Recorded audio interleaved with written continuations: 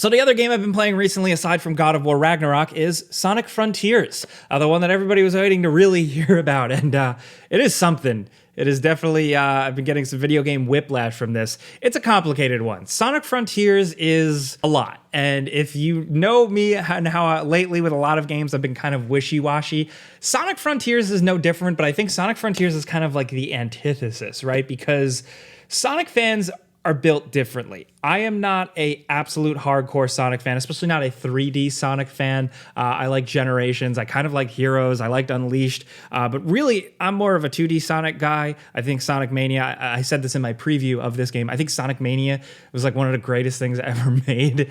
So I'm coming at it from that, but I know a lot of people that love 3D Sonic, and they have a higher tolerance for BS. Basically, they enjoy and appreciate a lot of Sonic games that other people would look at and find incredibly flawed or busted or strange even. And personally, knowing people like that, I've been able to at least kind of understand how people approach these games, and it makes me appreciate it more. But ultimately, I am who I am. I'm the type of player I am, my tastes, my choices and stuff, and there's a lot to really nitpick and knock down with Sonic Frontiers. But I hate to say it, I think they did a good job at least figuring out this new Sonic, and they have stated in the past, there was an interview or something somewhere that they said Sonic 2022 is going to kind of set the stage moving forward for Sonic games. And if that's really the case, which, in the past, Team Sonic has been a little inconsistent and changing things up a lot, but if that is the case and they're going to continue forward with this Sonic Frontiers thing, this style of game, I think that's really good. Sonic Frontiers, it feels to me like they cracked a lot of codes. They figured a lot of things out. They, some might say cynically tossed Sonic into, an open world thing with a checklist and a bunch of things to do, which is something that I am starting to really get bored of, as you guys probably know. But they did it in a way that kind of works with Sonic, and more specifically kind of works with his abilities. It's game worlds, a couple of islands here with a bunch of things to collect. It's very much like nothing more than like a Mario game, just a collect-a-thon game. But with Sonic's abilities and the way you use them and the way you get around is genuinely pretty fun. They figured out some presentation elements. They figured out like this open world stuff. They figured out a lot of the movement. They figured out some cool combat stuff that they added in. The only thing is that it's packaged in a game that I feel like still Sonic deserves more. It feels like, I don't know, it feels under budget. It feels half-baked, undercooked, glitchy, buggy, messy, strange at times, and just a little baffling. Like, technically, the game is in rough shape. If you've watched any other video game talker people online, you've definitely seen how bad the pop-in is. I played on PlayStation 5, and I had things in the world popping in like 10 feet in front of my character. It's really bad. And I don't even care that there's all types of objects floating in the sky. They could have come up with something cooler visually for that. I get it. It's not that. It's the fact that they just hard pop in. No visual effects, no fog, nothing. Things are just popping into this game, and it's really distracting and weird. It makes it look rough. Just couple that with like the textures, the look of some of the environments. Weirdly enough, the game has like a day-night cycle, which, some of the little world goals do actually take advantage of, but the only time the game actually looks visually decent is when the sun is shining. It's when the colors pop. It's when you see the crispness of the characters and some of the textures and stuff like that. Other times, the game just feels really muddy and weird, especially with the fact that the game, by default, tries to keep the camera really, really, really wide.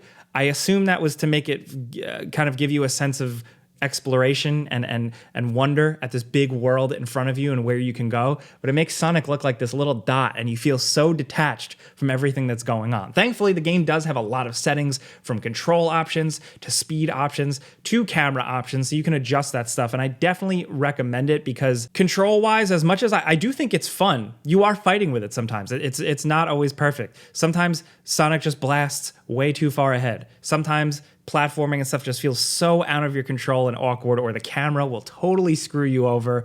But even despite that, the fun kind of remained. Where it's sometimes at its best and sometimes it's at its worst are the Cyber Zone missions. I talked about these in my preview video I did do for this game when I got to play it like a couple months back. But essentially these are like little areas that you go in that turn into more traditional Sonic run super fast, get through the level, grinding on rails types of things. And they're very cool. They're very pretty. They're super fast paced. They have kick-ass music, and they're just well made. You'll still fiddle with the controls and just feel like sometimes you're completely fumbling through them. It takes practice for knowing the level, but also getting used to those controls. But still, they are very, very cool experiences, and you can get like a different ranking for them, like an S tier rank, and there's a bunch of objectives to knock out in all of them. And your success in those will net you things that then help you unlock more things out in the open world. And the way things connect, I think, is good.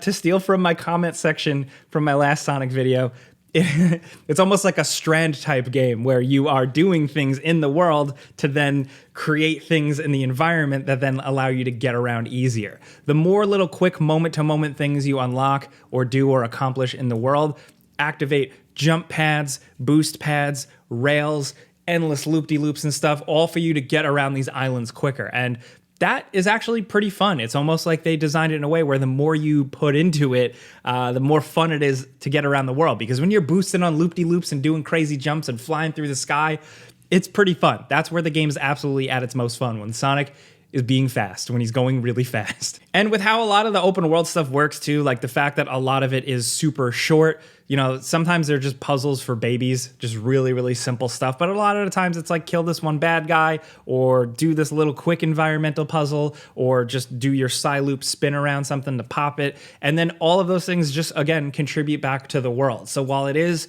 endless checklist collectathon stuff to do, the fact that it's still kind of actively making the world a little bit more fun, I think is interesting, and I think is not something worth writing off, despite the fact that a lot of the rest of the game is crazy and weird and glitchy. There are crazy, incredible moments and awesome boss battles, and then you clip through the boss battles, or you fly off the map, just stuff that doesn't make sense or just feels so unwieldy. There is a story, and there's a little bit of a tone difference, and like Sonic is his performance, same voice actor, but he's given a little bit of a different vibe now. I think it's kind of cool. Nothing really crazy for me personally, but again, I'm not like that type of Sonic fan. I'm more just about cool blue hedgehog guy. Like I'm not too invested in the Chaos Emeralds, man.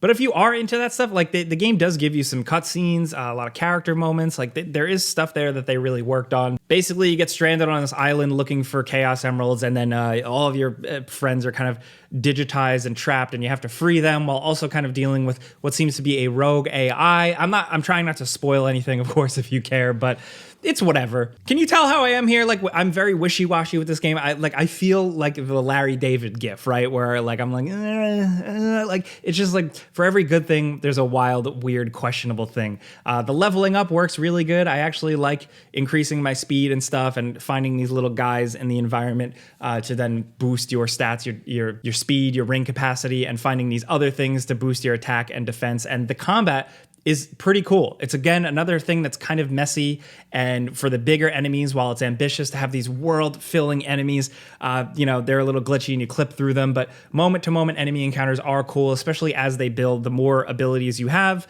actually feel cool for Sonic. Quick little zips, super fast punches, jumps and stomps.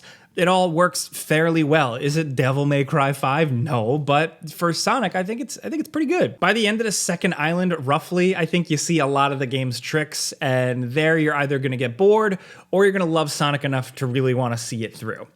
That's the bottom line. I think it's definitely a vibes game. I think it is cool. I've enjoyed it really in short bursts, just hopping in these worlds and knocking out a couple of things, going really fast as Sonic, and that's about it. Some of the diversions the game gives you are like pretty fun and pretty chill. Some of them are like really annoying and just poorly done, but the game has a lot of those weird in-between moments that keep hitting me. Like there's a Big the Cat fishing mini game, and it's so like painfully simple of a mini game, but the way it's tied into like you earning rewards and leveling up and stuff, like it was fun enough, and it was just kind of like vibes, you know? For lack of a better phrase, if I sound stupid, I keep saying that, but yeah, I think that fishing minigame is just kind of like a microcosm for the whole experience. I think this is a really good game, though. Like, this is the antithesis for, not to sound corny, but like just the basic fact that different people like different things. I think that gets lost so much in the sauce with people yelling on Twitter or arguing in YouTube comments and stuff like that. Different strokes for different folks. Like, you might look at this game and see it and think graphically and like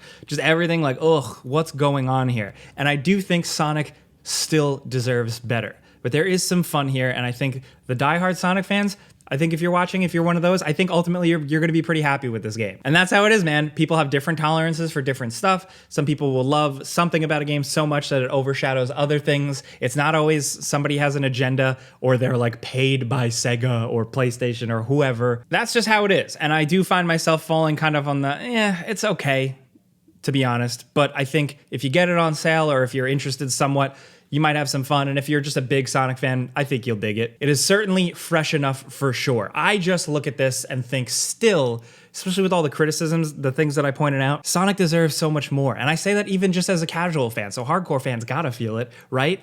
Sonic is huge. He has so many great things. The Sonic the Hedgehog movies are crushing it. So there's this like resurgence in popularity. And this is the game they cooked up. Something that is like a good kind of like demonstration or like case example of the future of Sonic, but itself kind of feeling a little bit like a rushed, messy thing. Isn't Sonic worthy of like the budget, the treatment and care that's, Mario gets or something like that? So at the very least, how my mind works, and again, I am an armchair guy. I don't know how games are made. I don't know how the corporations think, but I think at the very least, if they took all the time with this game to figure out just how this Sonic works in this context of open environments and combat and running around super fast, if they figured that out, and then the next game they can really figure out quality and just more compelling stuff overall. Because, in a lot of ways, this one still feels like a niche game, but it does have some of the moments I think that Sonic fans want. There are some moments where he goes supersonic, the music kicks in, it's wild, it's pretty cool. But in between that, the stuff is really going to vary depending on what type of player you are. Again, for me, it was kind of like the vibes game. Like, I started it and I was like, oh God,